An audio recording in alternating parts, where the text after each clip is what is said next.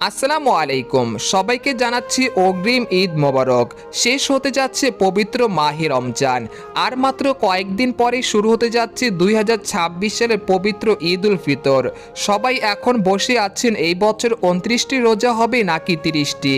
এছাড়া এই মুহূর্তে সৌদি আরব থেকে কি খবর প্রকাশ করা হয়েছে, এ বিষয়ে আরও বিস্তারিত জানতে হলে ভিডিওটি সম্পূর্ণ দেখতে থাকুন। আর আপনি কোন জেলা থেকে খবরটি দেখছেন অবশ্যই কমেন্ট করে জানিয়ে দিবেন। আর সবার আগে সর্বপ্রথম সঠিক খবর জানতে আমার চ্যানেলটিকে সাবস্ক্রাইব করে রাখুন। এবার জেনে নিন এক নজরে। পবিত্র রমজান মাসে মুসলমানরা সিয়াম বা রোজা পালন করে আল্লাহর সন্তুষ্ট অর্জনের চেষ্টা করেন। এক মাস রোজা শেষে আনন্দের উৎসব ঈদ উল ফিতর উদযাপিত হয়, যেখানে গরিব ধনী সবাই একসাথে নামাজ আদায় করেন। ঈদের নামাজ আদায় করার শেষে গরিবদের মাঝে সাদাকাতুল ফিতর প্রদান করা হয়। তবে এবারে সম্ভবত ঈদ উল ফিতর উদযাপিত হতে পারে আগামী 21